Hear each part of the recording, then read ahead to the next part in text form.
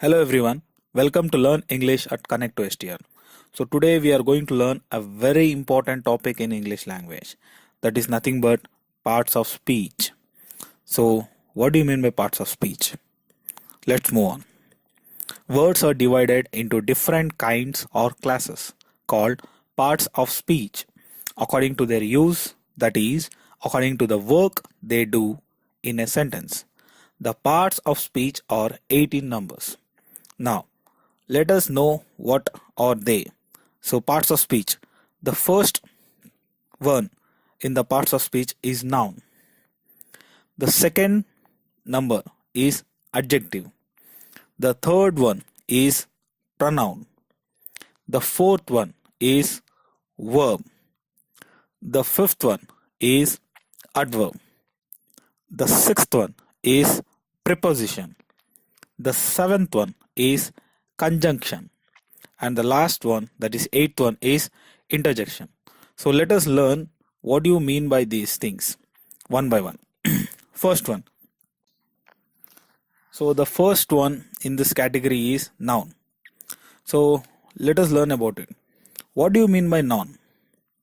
A noun is a word used as the name of a person, place or thing. So let us discuss few examples for a noun. For example, first example, Akbar was a great king. Second example, Madanpalli is a beautiful town. Next example, the rose smells sweet. Next example, the sun shines bright. Next example, his courage won him honor.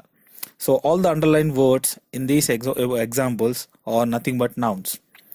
So when we have mentioned a noun is a word used as a name of a person, place or thing, here the thing, that is the word thing, includes two things that we have to remember. All objects that we can see, hear, taste, touch or smell, and something that we can think of but cannot perceive by the senses.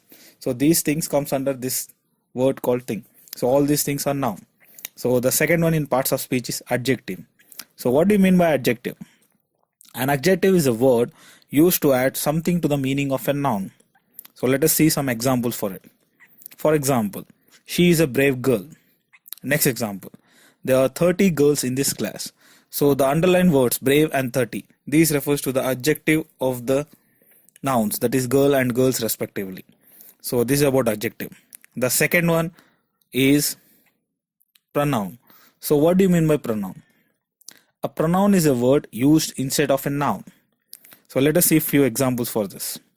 For example, Ramesh is absent because he is ill. Here he is a pronoun because it is used instead of Ramesh, which here he refers to Ramesh. So he is a pronoun. Next example, the fruits are where you left them. So here them is a pronoun in the sentence. Okay. So let us learn about verb, which is fourth in parts of speech. So what do you mean by verb? A verb is a word used to say something about some person, place or thing. For example, the girl wrote a letter to her cousin. Here wrote is a verb. Next example, Madanapalli is a big town. Here big is a verb. Next example, iron and copper are useful metals. Here are is a verb. So let's move on. So the next one in the list is adverb. So what do you mean by adverb? An adverb is a word used to add something to the meaning of a verb, an adjective or another adverb. So let us see few examples for this. For example, she completed the sum quickly. Here quickly is an adverb. Next example, this flower is very beautiful. Here very is an adverb. Next example, she pronounced the word quite correctly. Here quite is an adverb. So these are the few examples regarding adverb. So let's move on. The next one is preposition. So what do you mean by preposition? A preposition is a word used with a noun or a pronoun to show how the person or thing denoted by the noun or pronoun stands in relation to something else. So you'll understand the meaning of preposition better when we come across the next examples. So let us go to examples first. For example, there is a dog in the lawn. So in is a preposition for this sentence. Next example, The boy is fond of paintings. So of is a preposition for this sentence. Next example. A cute little boy sat under a tree. Here under is a preposition. So hope you got a clarity of what do you mean by preposition. So let's move on. The next one. Conjunction. So what do you mean by conjunction? A conjunction is a word used to join words or sentences. So it's quite simple to understand. Let us see a few examples for this. First example, Sita and Gita are sisters. Here and is a conjunction which is used to mention Sita as well as Gita. So both are sisters. Next example, 3 and 3 make 6. Here and is a conjunction. Next example, I ran fast but missed the bus. Here I ran fast and I missed the bus. These are two separate sentences. When we have to join this, we use a conjunction called but. So but is a conjunction which is helped to join these two sentences.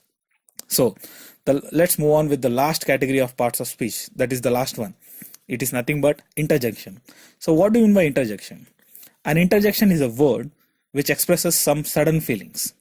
For example, hooray, Team India won the cricket match. Next example, alas, the patient is dead.